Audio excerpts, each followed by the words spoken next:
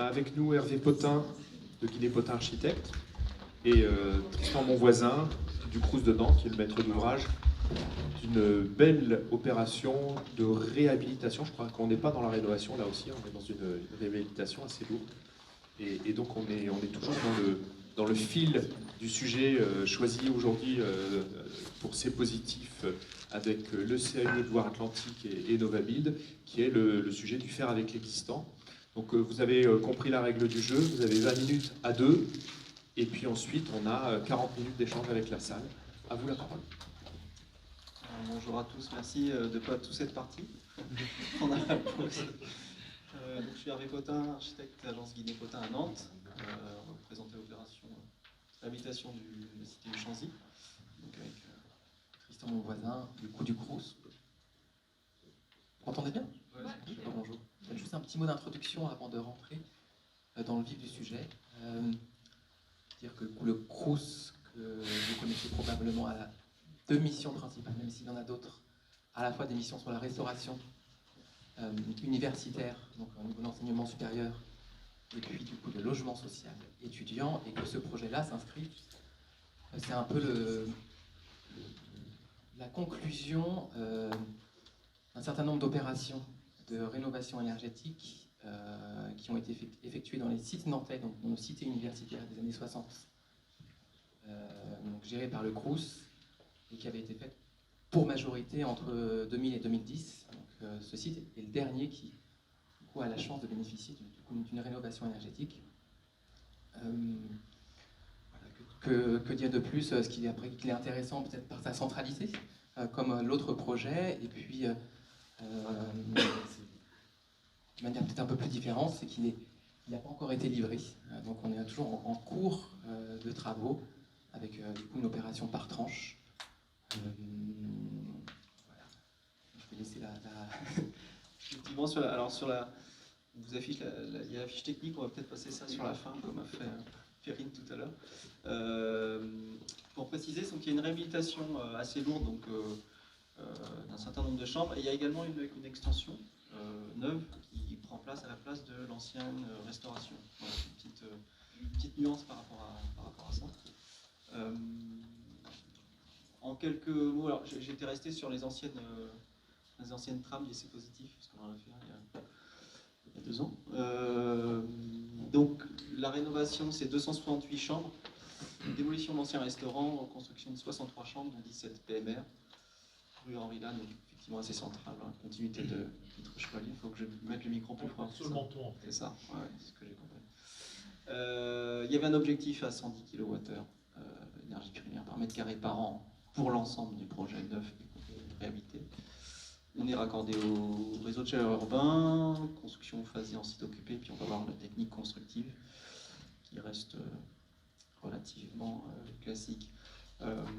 On a retrouvé des photos de l'existant. Donc c'est un projet qui a été construit dans les années 60 par Doucet et Guillou Architectes, des architectes. C'est beaucoup de grands ensembles et également cité universitaire. C'est assez archétypal de cette période. On est dans le Art French des 30 Glorieuses, construction préfa béton, qu'on peut voir ici, avec une structure très tramée.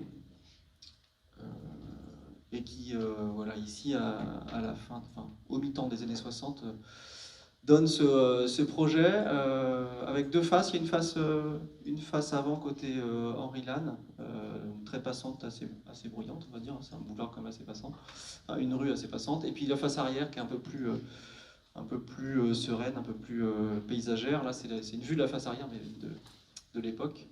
Et donc on voit bien ce type de trame, alors qu'il nous a posé pas mal de soucis, évidemment. Ici, une vue plus contemporaine qui est au début de l'intervention, il y a 3 ans. C'est un concours qu'on a gagné en 2019, pardon. Donc, qui portait sur la réhabilitation lourde de la CTU, donc réhabilitation énergétique, refonte des chambres, hein, aménagement intérieur, Et puis construction d'une soixantaine de chambres à l'emplacement de ce petit édicule là, qui est traversant, qui occupait d'un côté un restaurant universitaire qui est désaffecté depuis 2016, et puis de ce côté-là, je crois quelques bureaux. C'était vraiment un effet d'opportunité. On se rendait compte qu'il y avait vraiment plus de... Le taux d'utilisation de cette rue était très faible, malgré toujours la présence de l'IUT qui est proche. Et le contexte nantais, alors de manière générale, le contexte nantais et le contexte angevin, puisque du coup, le périmètre d'intervention du Crous va de La Roche-sur-Yon à Laval, en passant par Nantes, Angers, Saint-Nazaire. Et c'est vrai qu'on a un fort besoin de logement. Et donc il y a cet effet d'opportunité, je pense, qui s'est manifesté par le fait que du coup, il y avait vraiment un niveau d'occupation de ce rue qui était faible, et cette opportunité de construire plus de logements et avec peut-être des dimensionnements un peu plus aimables que ceux qu'on pouvait construire il y a une quarantaine d'années ou une cinquantaine d'années. Voilà. Donc on voit ici la face côté rue Henri Lannes, donc ces deux bâtiments qui sont on va dire un peu en manivelle là, le long de la rue, et donc un restaurant universitaire avec une première intervention dans les années 80 qui avait été faite pour avoir un accès extérieur aux rues. Et donc la difficulté, c'est qu'en dessous de ce rue, il y a une sous-station existante avec le RCU qui arrive et qu'on doit démolir ce rue et reconstruire par-dessus, tout en conservant la sous-station. Voilà. Comme les deux projets précédents hein, de face, il y a difficulté avec l'existant. Des trams qui en fait sont... c'est du préfa. En fait, il y a plein de fausses trames partout. Parce qu'on construisait en préfabrication, mais c'est des préfabrications qui n'est pas forcément très juste. Des planchers qui font à certains endroits 13 cm, 15 cm, donc pas très épais. On est censé pouvoir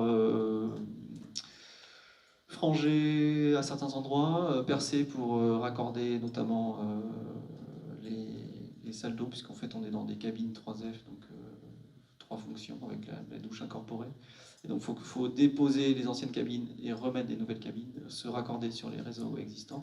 Donc ça, voilà, il y a plein de péripéties de chantier qui sont pas terminées d'ailleurs, puisque là on va livrer le premier bâtiment et on va continuer sur le second à partir de la rentrée. Donc voilà quelques images de l'existant qui va être plus perceptible pour longtemps. Enfin, en tout cas, cette face-là, ça y a été modifié. Et alors, on voit pas très bien, c'est allumé. Les chambres sont toutes petites, donc c'est des... voilà, je remonte la trame, hein, mais la trame, en gros, marque les refends entre chambres. Donc là, on est sur des chambres qui font à peine 9 mètres carrés. Bon, elles ont en même temps la qualité au niveau acoustique, c'est que voilà, on est sur des refends en maçonnerie, donc entre chambres, c'est très bien isolé. Par contre, effectivement, c'est le rapport à la rue, cette rue passante, là, il y a le changement de toutes les menuiseries, justement pour renforcer l'isolation vis-à-vis de l'extérieur, et puis l'isolation thermique qui va se faire par un ITE. Et on va voir comment on a procédé. Donc les chambres voilà, sont pas très grandes, à peine 9 mètres carrés. Donc on hérite de ce patrimoine, hein, qui n'est pas forcément facile. Alors il se trouve que on est deux associés, on avait fait nos études en CTU, alors pas dans celle-là, mais on avait été hébergé en CTU à Rennes, et c'est vrai que pour nous c'était assez important aussi de... Enfin, c'est aussi pour ça qu'on avait candidaté là-dessus, c'est que ça nous intéressait d'apporter un peu notre parcours à ce projet. Voilà une autre vue, alors les volets roulants sont descendus. Le mobilier, donc c'est un médium, c'est un mobilier hein, qui date plutôt des années 80,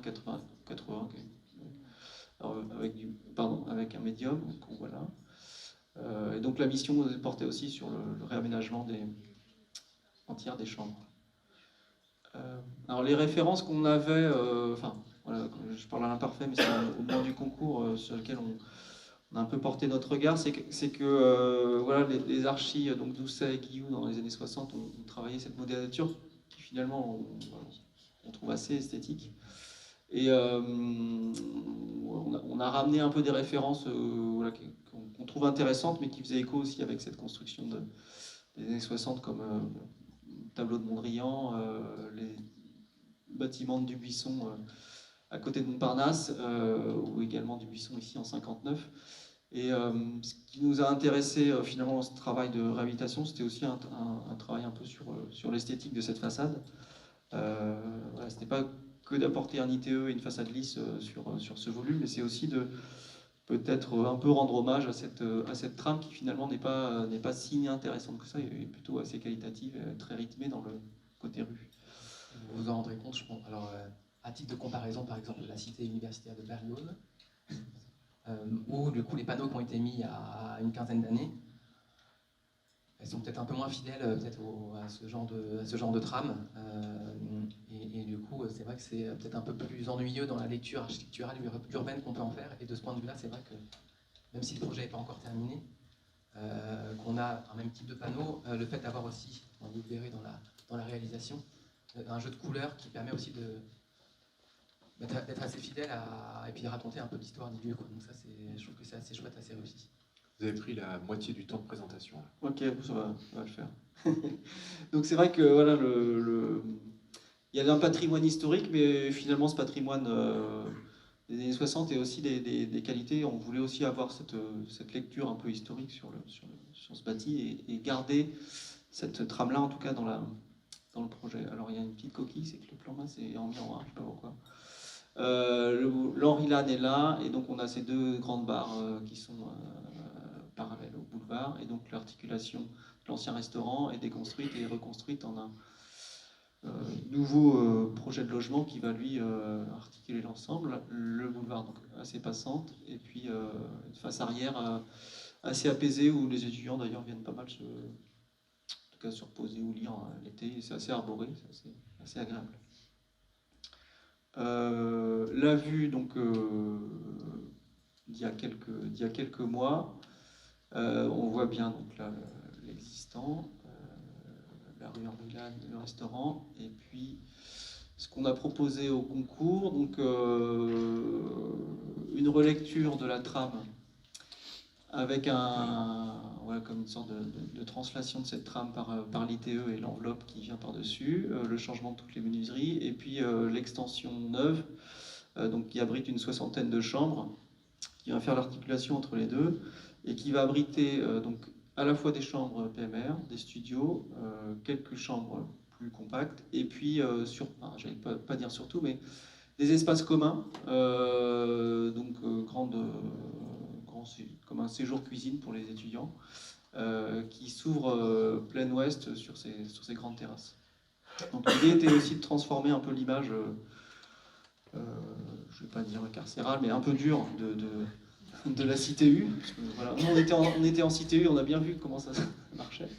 Ce côté très tramé existante, et finalement d'en donner une lecture positive, et puis d'offrir presque des qualités, on va dire, résidentielles, voire balnéaires aux étudiants. Donc, on verra comment ça marche. J'espère que ça marche. Ça rejoint de façon, de manière générale les missions du CROUS, parce qu'au-delà de la mission d'accueil, la mission de logement social, il y a aussi l'accueil d'étudiants étrangers. Et je pense que d'avoir des espaces collectifs et conviviaux, ça participe du coup, à cette mixité du coup, qui est souhaitée et qui fait partie de la politique du CROUS. Donc la trame existante, je reviens dessus, donc composée avec des panneaux préfa rapportés, fenêtre avec calèche basse, panneau minéral, et donc on vient, donc ça c'est une image issue du concours, on vient finalement en coupe reprendre l'ensemble des monnaies nature en relief, en venant les habiller par un ITE, donc un isolant minéral, et puis des panneaux alu qui vont jouer sur les couleurs, avec les panneaux alu naturels ici, et puis des jeux de couleurs dans les verts et les gris, qui est un choix qu'on qu'on apportait à l'agence, notamment par rapport au site, côté assez naturel, notamment de la face intérieure de l'îlot. Et puis c'est un jeu graphique aussi qui renvoie avec les références qu'on vous a montrées.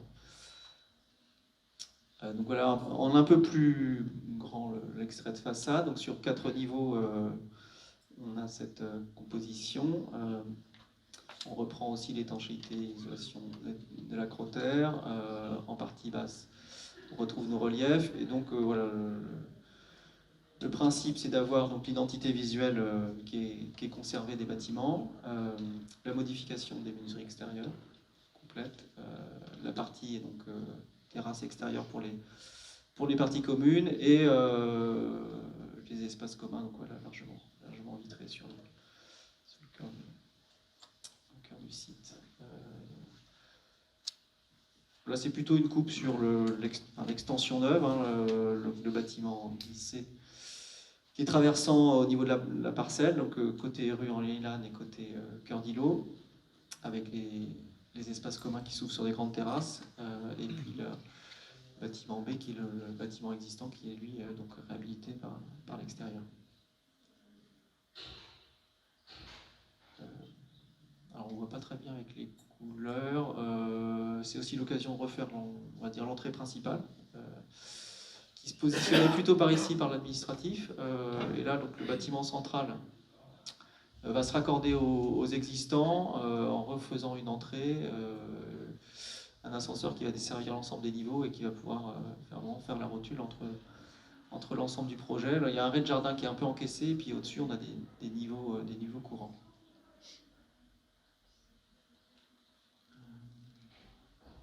Voilà, donc là c'est un extrait donc du bâtiment neuf qui fait la rotule entre les deux. Donc, voilà, je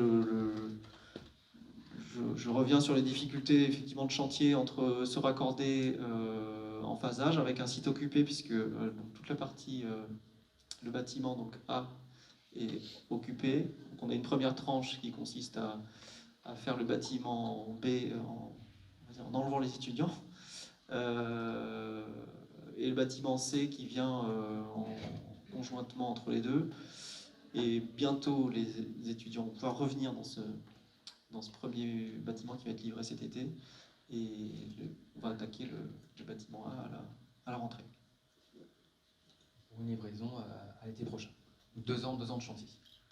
Donc là, on voit sur le principe des chambres existantes, donc qui sont entre refends béton, et le principe des chambres, enfin, de le grand espace commun qui s'ouvre sur la terrasse côté ouest, et des studios beaucoup plus grands, notamment ici.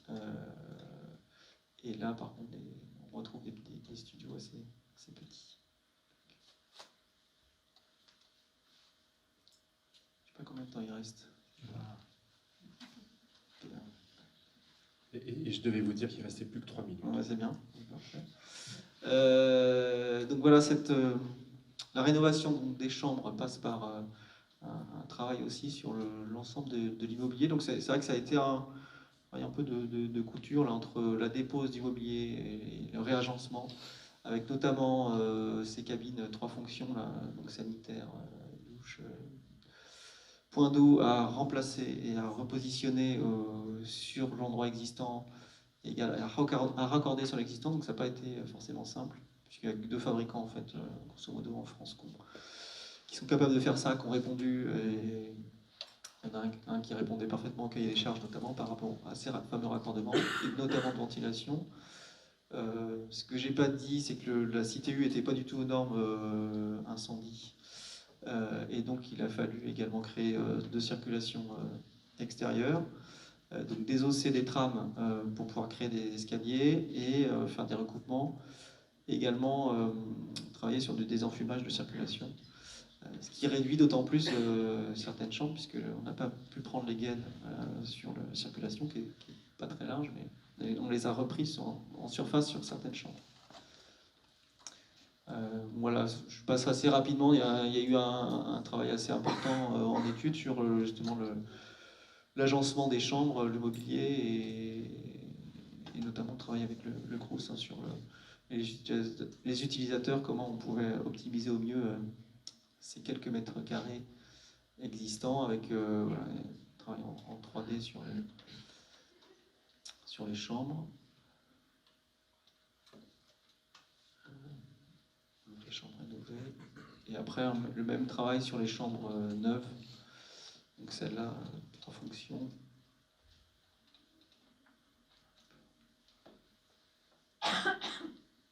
Et ensuite sur les studios qui sont beaucoup plus grands.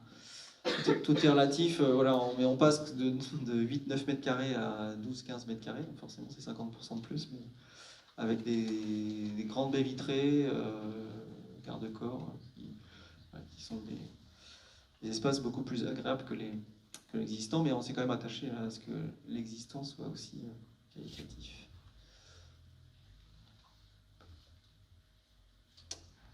Détail, il y a 17 studios PMR également qui sont créés dans le 9. Avec le même travail d'agencement qui continue. Et puis les parties communes, c'est une grande cuisine qui s'ouvre sur une sorte de grand séjour et à l'extérieur sur la terrasse. J'ai quelques photos. Alors je suis resté sur les C positifs d'il y a quelques années, donc gardez cette trame-là. Sur le travail concerté, et j'imagine que ça n'a pas été simple non plus pour les deux projets précédents, mais au niveau permis de construire, on va quand même passer par pas mal d'étapes sur Nantes et Nantes Métropole. On n'est pas en secteur protégé, mais l'architecte conseil et la DRAC ont eu leur avis à donner, notamment sur les couleurs de la façade. Et puis ensuite, on est en chantier assez complexe avec des démolitions, des avantages, et puis plein de petites surprises qui arrivent encore aujourd'hui.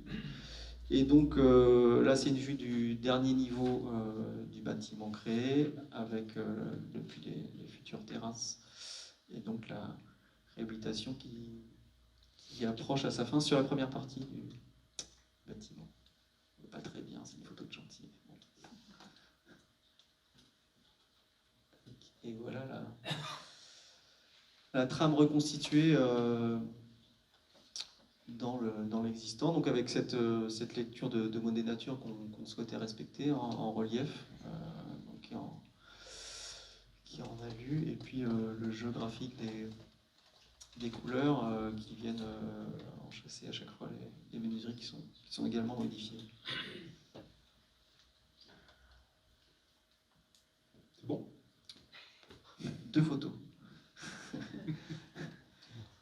Les terrasses du bâtiment créé, et puis Là, on a l'impression d'être un peu à la Baule, là, non ? ça. C'est mais votre côté balnéaire. Hein, oui, c'est ça. Tout à l'heure. C'est pas encore les garde-corps. Merci beaucoup. On va pouvoir démarrer avec les questions. Vous avez compris le système là maintenant. Est-ce qu'il y a une première question, Margot ? Je veux bien te présenter. Oui, bonjour, Margot Schulz de Notabuild. J'avais une petite question. Au début du projet, est-ce que vous avez pensé éventuellement à surélever l'existant pour densifier les usages et peut-être pour trouver un équilibre aussi dans le financement du projet? Alors, je pourrais presque renvoyer au maître d'ouvrage, parce que c'est vrai que dans le cahier des charges, c'était pas du tout l'objet. C'était plutôt réhabilitation lourde de l'existant et création d'un bâtiment neuf avec une 60aine de chambres. C'est vrai que nous, ça ne nous avait pas du tout été envisagé. Vous y avez pensé de votre non, côté ? pas du tout. Non, pas du tout. Et c'est vrai que dans les... Il y avait Le quelques... PLU permettait ? J'ai même pas On est vérifié. déjà assez haut. On est déjà assez haut. J'ai pas forcément l'historique du projet. C'est aussi le charme de ce genre de projet où les acteurs sont amenés à changer. Mais malgré tout, alors plusieurs hypothèses, dont une qui me paraît assez sérieuse, c'est aussi le fait qu'on ne connaissait pas les fondations existantes du bâtiment qui était intermédiaire. Et je pense que peut-être la capacité du coup à supporter une charge plus importante dans l'hypothèse d'une surélévation. Et si ça avait été une surélévation en bois, on est déjà sur des charges plus légères. Le calcul aurait pu être fait. Certainement, après, c'est une discussion qu'on a eue tout à l'heure, c'est rigolo. Le Crous, parce qu'on est aussi gestionnaire, hein, c'est aussi ce qui fait notre typicité. On a quelques résidences qu'on a en gestion avec le coup des murs en ossature bois ou des constructions bois qui ont été réalisées, mais alors ça fait maintenant 10-15 ans. Et c'est vrai qu'en termes de gestion, notamment sur tout ce qui est dégâts des eaux, l'incidence qu'ils ont, c'est un peu problématique. C'est plus complexe. Je sais qu'au niveau de la direction de l'immobilier, on est assez réticent, peut-être qu'on y reviendra, et puis je sais qu'il y a eu quand même beaucoup d'améliorations en ce sens. Et puis il y a même à l'échelle de notre territoire, typiquement à Clambois, alors qu'il a changé de nom maintenant, on a quand même cette volonté, et puis cette forte volonté politique d'en faire la promotion. Mais je pense que ce n'est pas du tout envisageable. Puisqu'on est sur le modèle économique et que ça avait beaucoup suscité de questions tout à l'heure, est-ce que l'extension à la place du rue a fait partie d'un impératif pour le modèle économique? Vous ne l'avez pas présenté comme ça tout à l'heure, donc on a envie de vous demander si c'était quand même pas ça qui justifiait avant tout cette extension. C'est possible ou probable, sachant que les modèles économiques étant en établissement public, de manière générale, on est quand même un peu dans une forme de verticalité avec une enveloppe qui nous est donnée et qu'on se doit de respecter. Après, on n'est pas dans cette logique aussi de revente avec des biens et un produit à vendre. C'est d'abord d'offrir une qualité de service public qui soit la plus importante possible dans un contexte qui est contraint. D'autres questions dans la salle? Il y en a deux là. Oui, juste deux questions. Oui, Xavier Dehaye, Matinante. Hervé, tu parlais des planchers tout à l'heure, qui étaient assez irréguliers. Donc, qu'est-ce que vous avez fait pour reprendre ces planchers existants? Et puis, la question habituelle de coût de construction, est-ce que vous l'avez en tête, la partie rénovation ou réhabilitation et la partie neuve, enfin surtout la partie réno? Sur les planchers, on n'a pas fait forcément de renforcement structurel. C'est plus dans les diagnostics qu'on a pu faire, diagnostics destructifs qu'on a fait forcément en phase d'étude, mais qu'on ne pouvait pas faire partout. C'était de vérifier qu'on puisse notamment percer pour tout ce qui était raccordement justement de désenfumage, de cabine, etc. Et donc il n'y a pas eu de renforcement particulier, mais c'était de vérifier qu'on pouvait en tout cas toucher à la structure. Et plus globalement sur l'acoustique, parce que c'est un plancher fin comme ça, doit générer Au niveau des bruits d'impact, alors il y a eu des tests qui ont été faits aussi en Paritac. C'était pas si problématique que ça, on avait un peu peur de ça. Après, par contre, on refait tous les sols, donc là on est sur un sol souple dans les chambres, un sol souple acoustique, et on est en quête dans les circulations. C'est vrai que ça a été des vrais débats au niveau du Crous, compte tenu de ces contraintes-là, notamment dans un matériau qu'on avait l'habitude de mettre depuis, je pense, le milieu des années 2005, qui est le Flotex, du coup, qui a quand même un niveau de performance assez important au niveau acoustique, puis un niveau de résistance aussi. Mais c'est vrai que dans des espaces qui sont contraints, là, c'est plus pour des questions entre guillemets sanitaires et puis d'usage pour les étudiants. Pour la première fois depuis, je pense, un certain nombre d'opérations, on n'en a pas mis dans les chambres. Donc c'est possible que ça, à contrario, ça pose peut-être plus de désagréments à moyen terme pour les étudiants au niveau acoustique et dans l'acoustique, dans la verticalité. Alors il y avait une deuxième question dans la question. Sur le coût de construction, ça. Alors ça, c'est... pas en tête. Mais... Enfin, exactement, entre le 9 et le... Il y avait une fiche, là. Vous avez fait le ratio tout à l'heure. Oui. C'est juste pour savoir la partie réhabilitation. Ben oui, bien sûr. Ouais. C'est finalement assez élevé.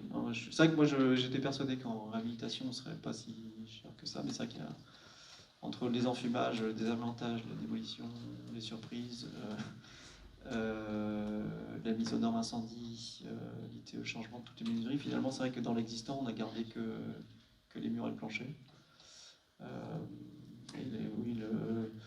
Sur le neuf, on ne doit pas être loin des 2000 en tout cas, même si on est en construction traditionnelle. En sachant que dans l'historique du projet, il me semble qu'initialement on envisageait exclusivement la démolition-reconstruction et une intervention je dirais à minima, alors je ne sais pas ce qu'elle contenait en termes de programmation, au niveau de l'existant. Du coup, l'ambition du Crous, alors peut-être compte tenu des ressources supplémentaires qu'on a pu obtenir, a été du coup d'avoir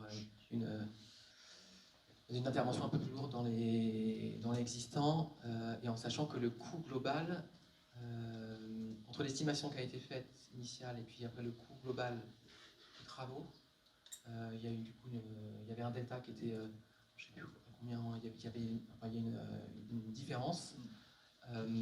Et puis après, nous, ce qui nous a, en termes d'incidence coût, il y a tous les indices en tant qu'acteur public, les indices de révision,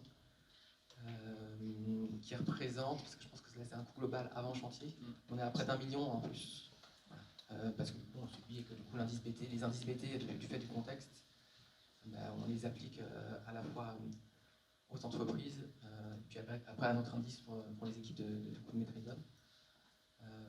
Donc en tout, le coût global d'opération, je crois qu'on est plus autour des 13 millions, quelque chose comme ça, actuellement. Et est-ce que ces contraintes financières vous ont amené, vous, architectes, à faire des concessions architecturales sur le projet? Et de quel type? Par exemple, le choix des matériaux en isolation, est-ce que vous aviez en tête au départ des matériaux biosourcés? Oui, c'est vrai que c'est souvent la question qu'on pose sur ce projet. Effectivement, on est sur un ITE minéral classique. C'est vrai que oui, ça a été des arbitrages qu'on a fait, mais dès la phase concours. Parce que le budget était assez serré, on ne pouvait pas se permettre d'être en ITE biosourcé là-dessus. Ouais.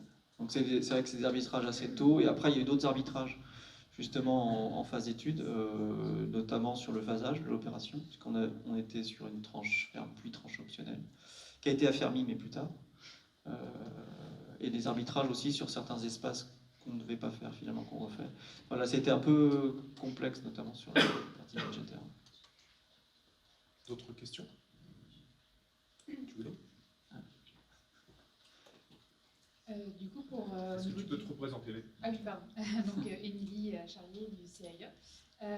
Pour tout ce qui concerne justement le mobilier intérieur des logements, du coup, c'est vous qui l'avez dessiné ou vous étiez du coup avec une autre... Non, c'est en interne, c'est-à-dire qu'effectivement, dans la candidature, elle était demandée architecte et architecte d'intérieur, mais voilà, c'est des choses qu'on aime bien faire à l'agence, donc oui, c'est une mission qu'on a conservée, ouais, complètement.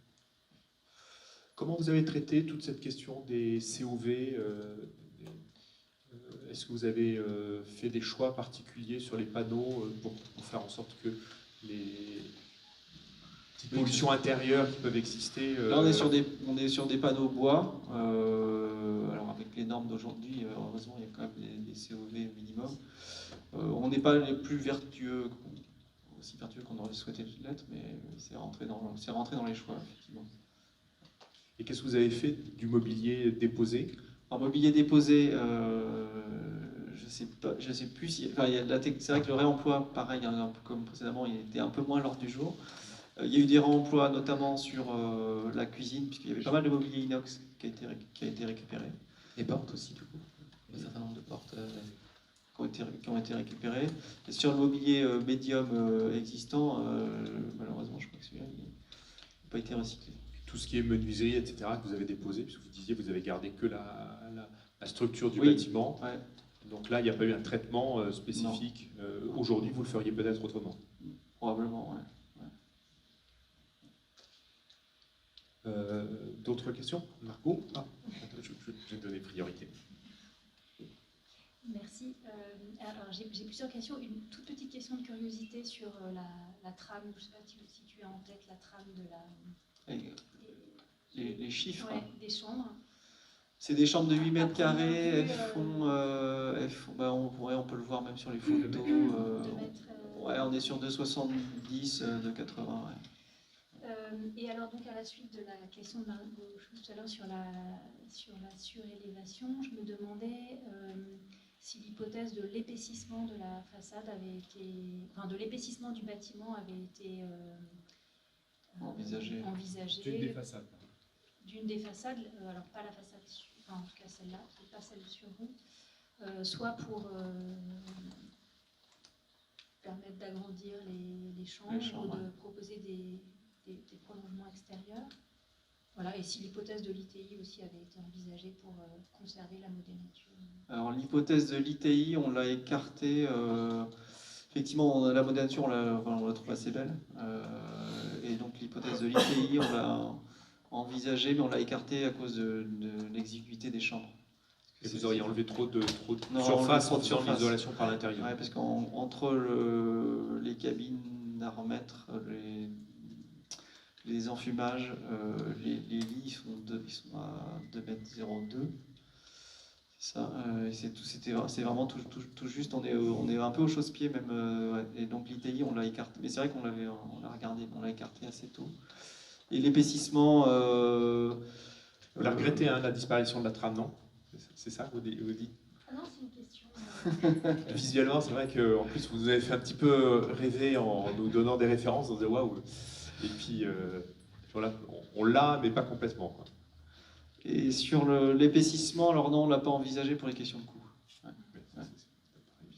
C'est vrai que dans l'optimisation de ces surfaces-là, alors le Crous, mais c'est bien le Crous de Rennes notamment. Je ne sais pas si vous avez entendu parler de la Share Design, mais il y a tout un travail qui est fait sur l'opportunité que représenterait par exemple les mutualisations, le fait de rassembler les chambres entre elles, à la fois pour avoir des chambres plus grandes, je crois que ça c'est déjà fait, ou pour du coup amener peut-être d'autres usages au niveau de l'existant, quoi. Donc ça c'est un travail qui n'a pas encore abouti mais qui est en cours pour le Crous de Nantes. Voilà. La mutualisation des sanitaires. Alors, les sanitaires, ils sont à combien par sanitaire? C'est un par chambre. C'est un par chambre. C'est C'est un par chambre. Donc, il n'y a pas de mutualisation. Et à l'origine, les sanitaires étaient mutualisés ou pas? Oui, ça participe à l'histoire du lieu, c'est assez rigolo, Ouais. parce que dans les bâtiments du coup, existants, initialement, du coup, c'était des sanitaires collectifs, Ouais. qui ont été transformés, je pense, au début, je dirais dans les années 2000, peut-être avant, en cuisine collective. Et cette fois-ci, du coup, les cuisines collectives, on les fait basculer dans le bâtiment neuf. C'est ça. Et on retransforme du coup ces espaces en logement. Vous voyez, il y a tout cet effet de ricochet, de mutation d'espaces existants. Voilà. Et après, on parlait de surprise sur des questions de sol ou de ragrage de sol. Je crois que dans ces espaces-là, il y avait des différences de niveau qui étaient incroyables. Il y avait déjà plusieurs couches entre justement les anciennes salles de bain collectives, puis cuisine, et là on retouche pour faire des grands studios. On parle moins du BIM aujourd'hui qu'auparavant, mais en entendant ça, j'avais envie de vous poser la question, comment vous avez fait pour avoir le plan de l'existant? Vous avez fait des nuages de points, pharo, etc. Non, on avait les plans et ils étaient bons? papier. Il y a toujours des surprises, c'est sûr. Ouais, il y a des petites surprises, comme je disais, sur le mobilier qui est un peu parfois au chausse-pied, qu'il faut adapter. Margot.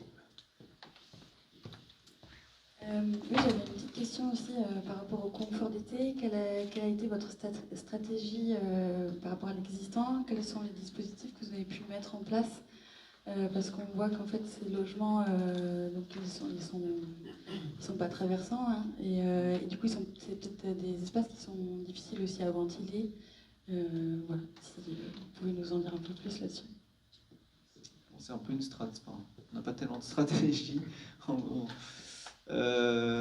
a conservé le principe de volet roulant, puisqu'effectivement c'est pas traversant, il y a un couloir central et donc on est orienté soit, c'est un peu en biais, donc c'est soit nord-ouest, soit sud-est.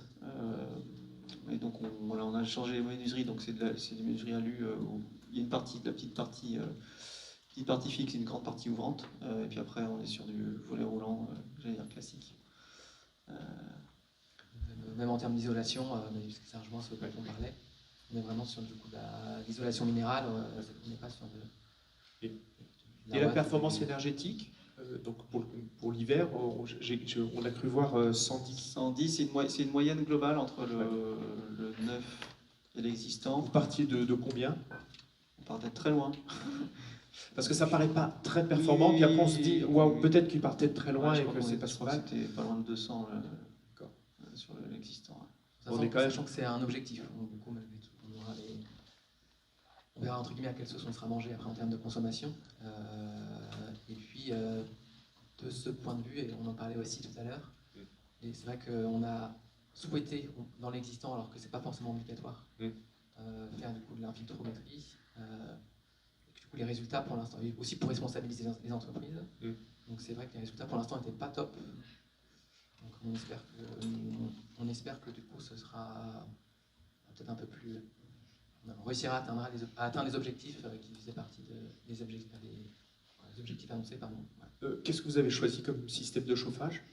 On est raccordé au RCU. D'accord. L'étudiant est responsabilisé sur la quantité de chauffage qu'il intègre dans sa chambre? Alors, est-ce qu'il est responsabilisé? Il y a des actions de communication qui sont menées.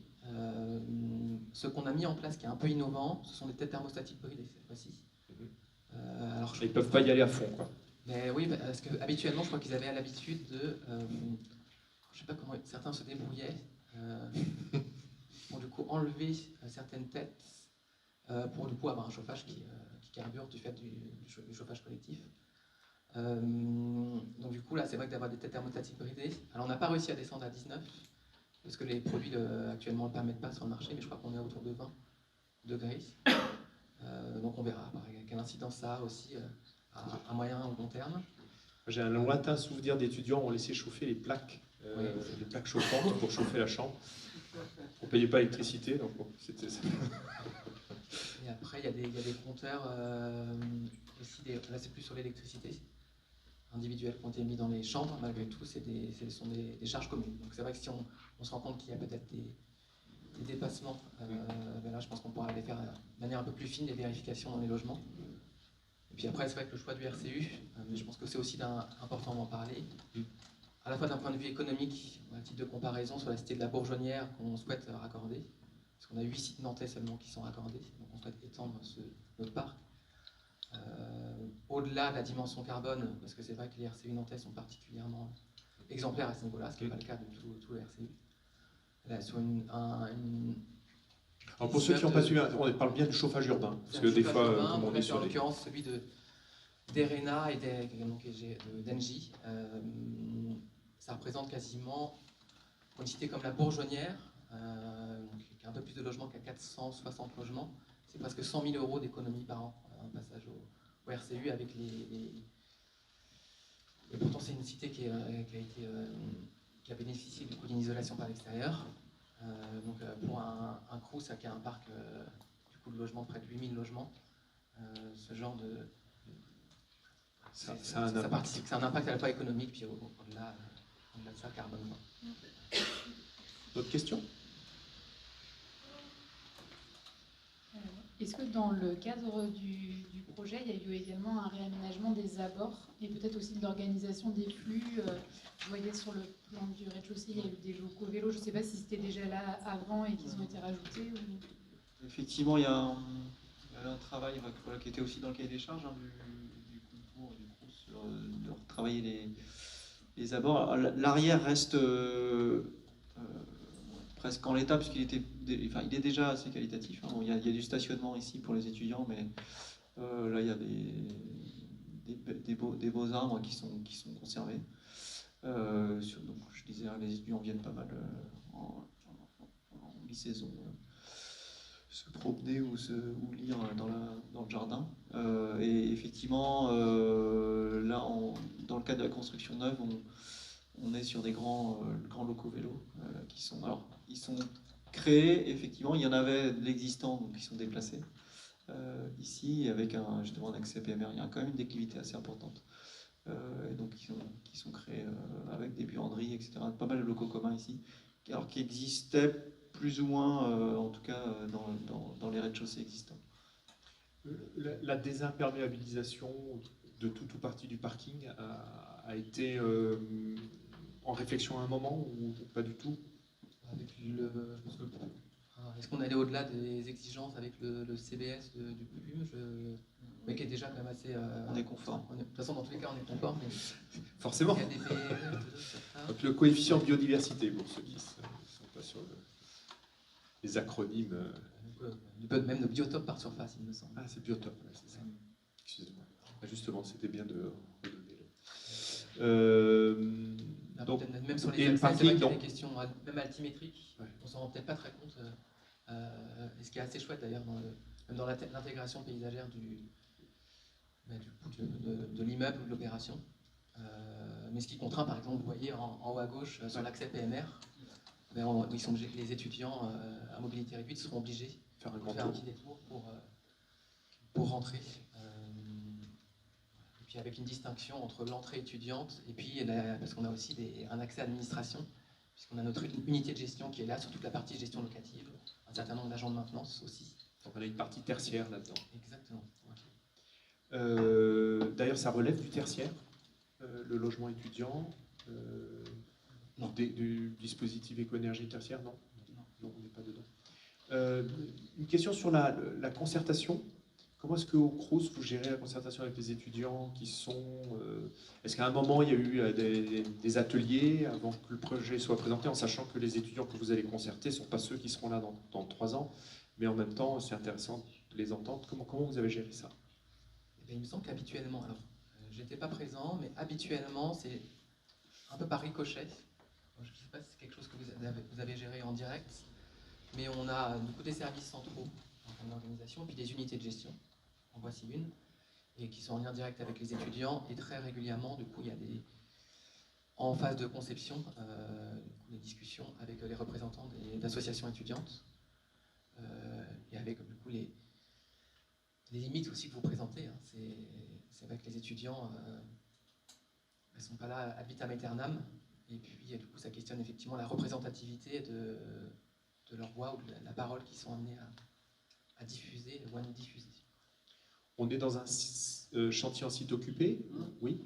Donc là, comment est-ce que vous gérez au quotidien la relation avec les étudiants et les nuisances du chantier? C'est pas facile. Effectivement, actuellement, on est sur le bâtiment donc, B qui est celui-ci. Le C, il est quasiment construit en clos couvert. Et puis donc le bâtiment A est actuellement occupé, donc jusqu'à fin juin. Et donc ils ont gardé leur propre accès, puisque la partie d'installation de chantier en fait est ici. Donc c'est vrai que c'est très serré, hein, et pour les entreprises, et pour tout le monde d'ailleurs. L'accès est ici. On a géré notamment avec le service de la voirie le fait de pouvoir accéder au niveau des livraisons au niveau du carrefour, de ressortir là. Le stockage se fait ici, la base vie elle est là. Ouais, on a un peu débordé, mais la partie en tout cas conservée pour les étudiants reste celle-ci. A priori, il n'y a pas trop de... On a la chance d'avoir un CSPS qui est très impliqué. Donc c'est vrai qu'il y a des dispositifs qui ont été mis même en place au fur et à mesure du chantier, et particulièrement la protection de l'accès au bâtiment A, que vous voyez ici. Et puis après là, je te rejoins sur le fait que c'est un site qui est quand même particulièrement contraint. C'est quelque chose qu'on n'avait peut-être pas suffisamment anticipé au niveau du Crous. Typiquement sur des questions de stockage, il y a un certain nombre de locaux qui n'ont pas été utilisés par les entreprises, et de fait, ils ont été... ça participe du coup à des... Ouais, ils ont été du coup utilisés, je vois les espaces administratifs qui ne devaient pas être faits, de fait, certaines entreprises étaient obligées de les utiliser pour le stockage, et donc il y aura sans doute un surcoût derrière pour remettre un coup de peinture ou refaire des sols. Voilà, ça fait partie aussi du coup du charme de ce genre d'opération. En relation avec le voisinage, comme on est en site un peu dense à cet endroit-là, ça se passe comment? Oui, parce qu'en plus c'est un bâtiment qui était un peu tampon entre la clinique qui est un peu plus au nord, donc là, et puis une partie beaucoup plus résidentielle avec de belles maisons à la rue Chanzy. Donc, voilà, après on a toujours des effets d'opportunité pour certains riverains. On n'a pas eu trop de plaintes. Ça veut dire quoi? C'est-à-dire que certains peut-être qui envisageaient de vendre auraient bien aimé maximiser leur profit et estimaient que du coup l'opération qui était en cours participait du coup à baisser la valeur de leurs biens immobiliers. Ça valorise plutôt, non, le quartier? Oui, après c'était plus des questions de vue notamment, sur l'extension qui est à l'arrière. Bon, là on a la chance sur toute la jurisprudence, notamment au niveau civil, moins au niveau du code de l'urbanisme, peut-être plutôt protégé. Et puis c'est vrai quand même l'axe du soleil, en termes d'ensoleillement, il y avait assez peu de désagréments. Et de ce point de vue-là, c'est vrai que d'avoir fait l'extension, alors c'était aussi contraint, mais sur la partie la partie arrière et c'était plutôt pertinent, quoi. Voilà. Et puis après, non, c'est plus après des histoires toujours habituelles sur les luminaires qui restent allumés, donc la sensibilisation des entreprises, mettre en place des horloges, ce genre de choses. De manière générale, ça se passe bien. Encore des questions? Je reviens sur le chantier en site occupé. Vous avez communiqué avec les étudiants, ils ont un numéro de téléphone s'il y a quelque chose qui se passe, je sais pas, Crous ou même l'architecte. Comment est-ce que vous gérez ça en fait? En fait, pareil, via l'unité de gestion. D'accord. Ah oui, comme il y a des interlocuteurs sur place. On a à la fois des agents de maintenance et puis on a un agent aussi qui fait des rondes. Alors pas dans la partie travaux. C'est la chance aussi qu'on a du coup, dans les cités universitaires, ce qui est moins le cas dans nos résidences. Là. Mais dans les cités universitaires, c'est qu'on a quand même des personnes qui sont présentes H24 pour répondre aux besoins des étudiants. Donc non, de ce point de vue-là, il y a eu assez peu de remontées. Et du coup, ce qui est plutôt positif, hein, on a des chantiers là en cours qui sont pourtant moindres. Et on a beaucoup plus de cas ou de demandes. Je vais vous passer le micro. Bonjour, je suis Joséphine Thomasou, je m'occupe de la Solive à Nantes, qui est un organisme de formation au métier de la rénovation énergétique. Vous avez parlé de tests d'infiltrométrie. Est-ce que vous pouvez nous expliquer un peu ce qui a été fait, qui était l'initiative, qui a été invité, qu'est-ce qui sort de tout ça? Alors, je ne suis pas un grand expert, mais en fait on avait d'une part une obligation réglementaire, donc sur toute la partie neuve, avec une obligation, je crois que c'était les objectifs à 0,7 ou 0,8, quelque chose comme ça, en mètres cubes de surface. Et je crois qu'on avait on a une obligation avec trois phases de tests, à la fois sur le logement témoin, 6 logements en phase intermédiaire et puis après en phase finale. Donc ça c'était l'obligation légale du coup, qu'on a appliquée et qu'on appliquera plutôt du coup, pour la partie neuve. Et par contre pour la partie réhabilitation, comme on n'avait pas d'obligation, on s'est dit que c'était quand même pertinent d'en faire. Donc initialement on prévoyait on a prévu juste un test pour un logement témoin et un second logement ensuite. Et là, compte tenu des résultats, on se questionnait de savoir si on n'allait pas étendre du coup ces tests, sachant que ça posera toujours la question aussi juridique, puisque ce n'était pas quelque chose qui était initialement prévu au marché. Donc c'est aussi comment on réussit à responsabiliser aussi les entreprises qui sont ici, qui sont sur site, dans un contexte où c'est vrai qu'il y a une vraie pression et il y a une vraie exigence aussi de notre part sur la question des délais à l'encontre aussi des entreprises et puis la maîtrise de l'État. Donc comment on réussit à trouver cet équilibre-là dans un calendrier qui est assez contraint. Et comme la question venait d'un établissement de formation, des questions aussi de compétences pour vous, côté entreprise, vous vous êtes dit capacité à mettre en œuvre la demande ou pas? Alors, à mettre en œuvre la demande sur la question d'infiltrométrie oui. ou sur... Non. C'est une entreprise agréée. Hein, on a fait un cahier des charges, on a consulté 3 entreprises. Et puis, ok. On s'approche des dernières questions. Pour la partie en neuve en extension, du coup c'est une structure béton. Et du coup le fait de ne pas avoir été par exemple sur une structure bois, c'était un choix par rapport à des questions économiques ou... Oui, d'accord. Oui, c'est un choix. Si vous n'aviez pas eu ce choix-là, vous auriez choisi? Vous auriez préféré un autre choix? C'est vrai que nous, on pratique pas mal la construction bois à l'agence. Donc oui, ça aurait... Et qu'est-ce que ça aurait apporté? Après, c'est plus toujours ça la question carbone. On sait qu'on est toujours mieux en biosourcé et bas carbone. Donc, on a le fait d'avoir des filières sèches aussi, je pense que d'un point de vue, on parlait de logistique, de contraintes chantier, ça peut être aussi un choix pour du coup avoir aussi une opération qui se monte.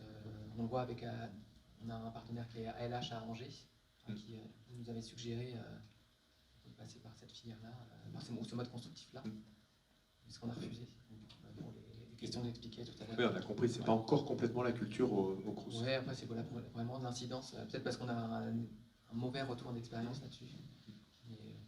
on y reviendra peut-être un jour. Après, l'autre difficulté, alors si, il y a l'économique, mais il y a aussi, d'un point de vue technique, c'est vrai que en fait, on doit se raccorder sur les planchers existants des deux côtés.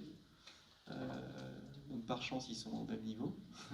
Mais ça, c'était pas gagné d'avance, hein, à 2-3 cm près. Mais et c'est vrai que la construction bois, hormis de passer en CLT, qui est encore plus élevé, impose des planchers assez importants, et forcément, on aurait diminué les hauteurs là, sachant que là, on est sur des hauteurs assez standards, on n'est même pas sur du 2,50. Donc, bon. La question? Ah oui, sur le classement.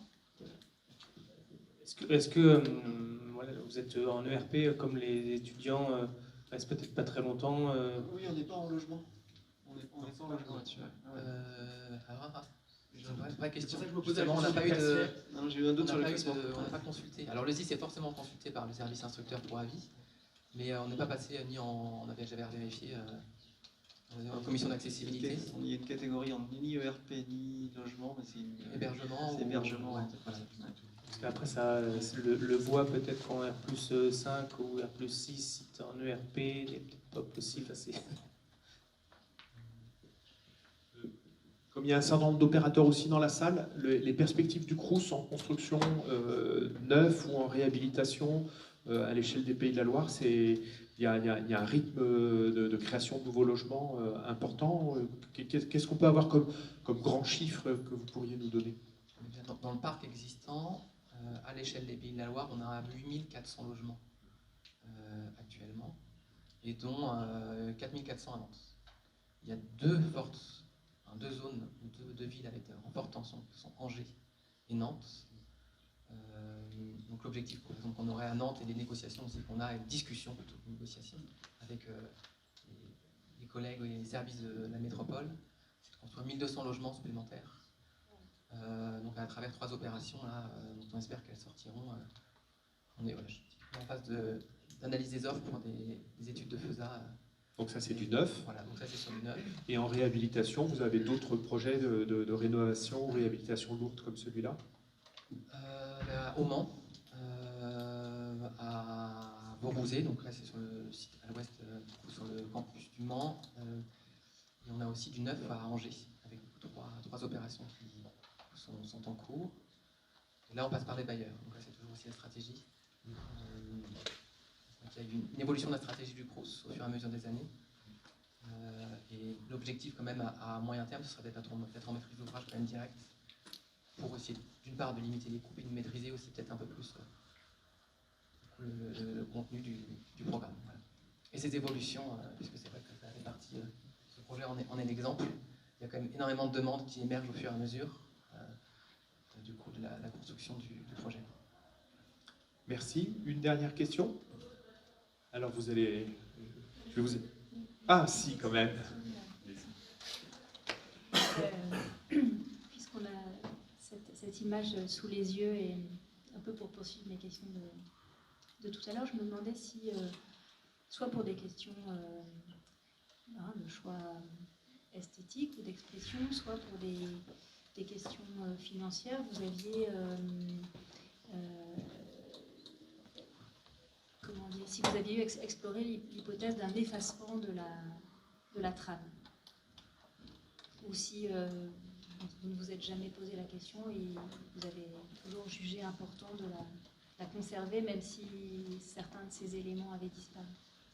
Non, alors c'est vrai que dès les visites, on l'a trouvée assez belle cette trame, et on voulait la garder, donc par l'ITI ça marchait pas puisqu'on perdait la surface, donc c'était forcément par l'extérieur, et par l'extérieur c'est une forme d'extrusion de l'existant. Mais c'est vrai que l'effacement on l'a pas du tout envisagé, parce que c'est quand même c'était gros morceaux, hein, c'est une espèce de grande barre là, et je pense que l'effacement aurait été assez rude sur la rue. Et d'ailleurs, après c'est des petites histoires qu'on sait après coup, mais nos deux confrères concurrents ont été plutôt dans l'effacement. Et c'est vrai que a priori au niveau du jury de concours, c'était un peu moins bien perçu. Effectivement, dans l'image, forcément, tu as une grande face plane, quoi. Et on vous a entendu tout à l'heure au Crous dire qu'une façade animée comme celle-là vous vous intéressait plus qu'un effacement complet de la trame? C'était oui, dans une approche comparative. En vrai, c'est un avis très personnel. Je ne sais pas si c'est partagé par tous mes collègues du coup aussi, mais de ce point de vue, je trouve que d'un point de vue d'insertion urbaine, typiquement, je trouve que c'est assez chouette. Les étudiants qui sont amenés à typiquement aller rejoindre ou prendre le bus en termes de vue, je trouve que c'est chouette. Ouais. C'est vrai qu'on pourrait supposer que mettre des panneaux comme ça, on perd aussi cette subtilité aussi de la façade.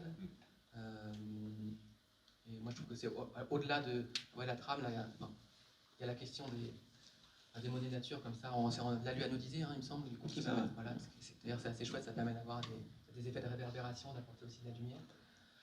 Et puis de conserver aussi ces sortes de bandeaux horizontaux et verticaux, avec une autre expression, une autre interprétation. Parce que les panneaux sont lisses, mais malgré tout, il y a un jeu de couleurs je trouve qui permet aussi de garder cet esprit-là. Voilà. Merci beaucoup. On vous a entendu à plusieurs reprises dire c'est chouette, et donc on a envie de vous dire c'est chouette, et si vous voulez bien applaudir.